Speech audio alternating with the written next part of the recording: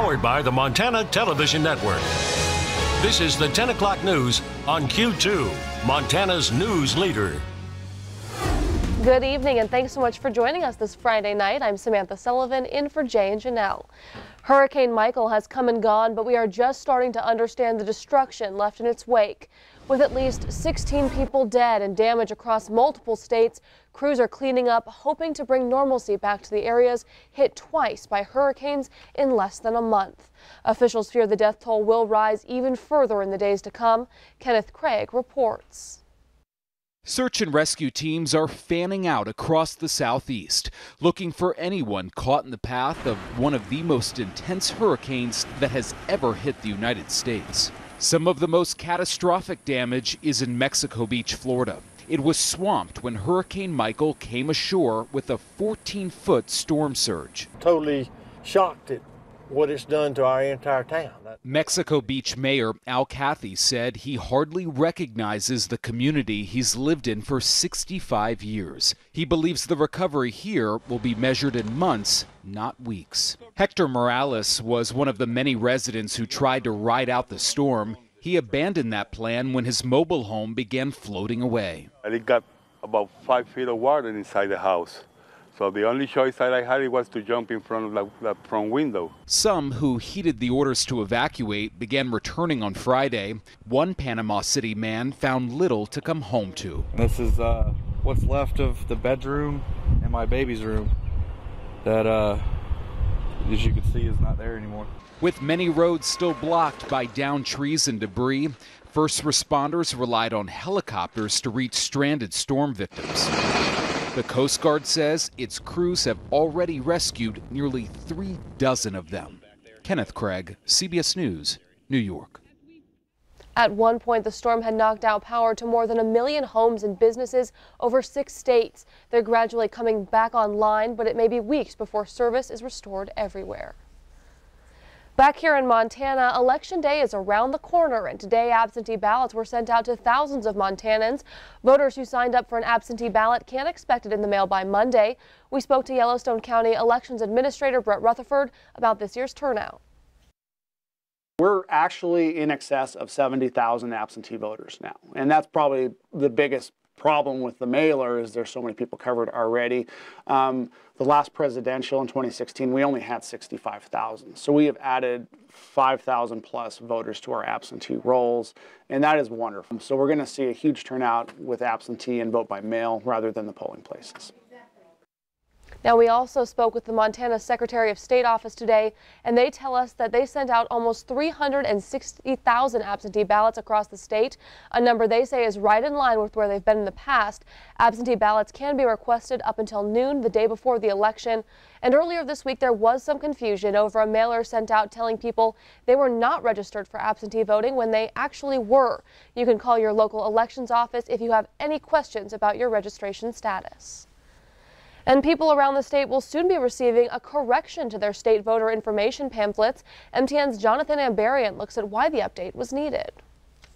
Montana voters have received an official voter information pamphlet featuring information about the 4 ballot measures they'll consider in the upcoming election. Montana Secretary of State Corey Stapleton's office produced 466,000 copies of the pamphlet, which includes the specific language of each measure. But they eventually discovered some information had been left out. The ballot language should include underlines where a measure would add words to a law and strike-throughs where it would remove words. In the text for Initiatives 185 and 186, some of those markings weren't included, so it wasn't clear what the measures would change. The Secretary of State's office is now mailing a postcard to voters correcting the missing information. Voters should receive the addendum in the next few days. Officials say they printed 471,000 copies of the addendum at a total cost of just under $33,000. In Helena, Jonathan Ambarian, MTN News.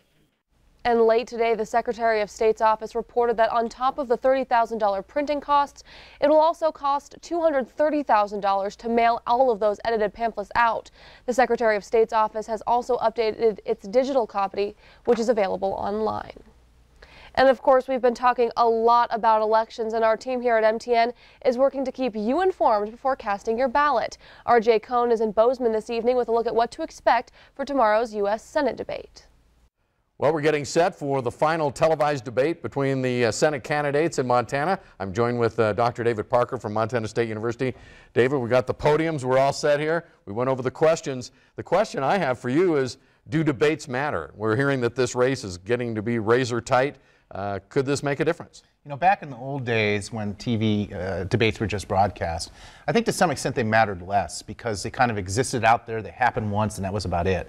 But I think in this day and age where we have YouTube and we have social media, TV debates can matter a little bit more because whatever happens could be shared multiple times over. And I think they matter a lot, particularly if someone makes a mistake. So I think, and think about this debate, debates are always tougher for incumbents, right? Because the expectations are a lot higher and the challengers always have a lot more to gain. If either one of them screw up, particularly the incumbent though, it's going to live on forever and be played over and over and over again. So I think it could matter. We went over some questions, 15, 16 questions for the three candidates, including Libertarian Rick Breckenridge. What will you be looking for tomorrow? What I'm looking for is I expect John Tester, who I think is a very good debater, to put in a solid performance. Matt Rosendale in the PBS debate actually looked quite good, and that was to his advantage as the challenger. So I'm going to want to see if he can actually keep up that momentum going into this debate. The other thing I'm going to look for is, are they flustered? Can they handle the questions? I think we have some pretty tough ones coming their way, Jay. I do too. So we hope you can join us tomorrow at 6 o'clock here on your MTN station, the final televised debate of the U.S. Senate campaign underway in Montana. For David Parker, I'm Jay Cohn. Back to you in the studio. Thanks so much, Jay. In other news this evening, Montana tribes will be watching an upcoming Supreme Court hearing closely as it could set a precedent for hunting and decide if Western Indian treaties still apply today. The case involves Clavin Herrera in the state of Wyoming. Herrera is a member of the Crow tribe and took an elk in Wyoming. He was convicted for illegal hunting practices. However, Herrera maintains he has the Laramie Treaty of 1868 on his side, which says tribal members have the right to hunt on unoccupied land. Wyoming says those treaty rights ended when Wyoming became a state. A University of Montana professor of Indian law says this case could lay the groundwork for land rights in the future. And so even though the case arose because of a standard elk hunt, that defense really brought in questions of Indian law and history and made a much bigger issue out of the case, and that's really what's brought it all the way forward to the Supreme Court. As of now, Herrera has filed briefs and currently the state of Wyoming is responding. The Supreme Court will likely not hear this case until January of 2019.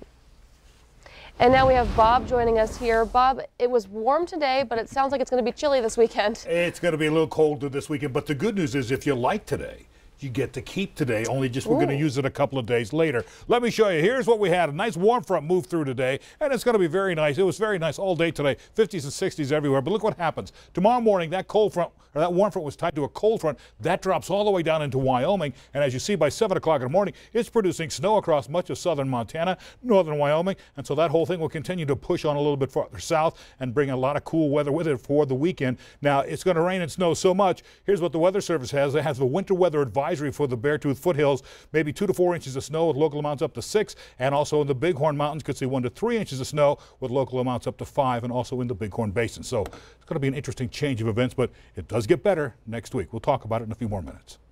Thanks, Bob.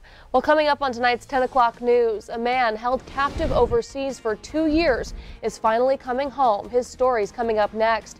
And later in sports, Hellgate used to be a guaranteed win. Not anymore. See if Senior could tame the new look Knights. You're watching MTN News with Jay Cohn and Janelle Slade. Storm Tracker weather with Bob McGuire. And sports with Scott Green. This is the 10 o'clock news on Q2, Montana's news leader.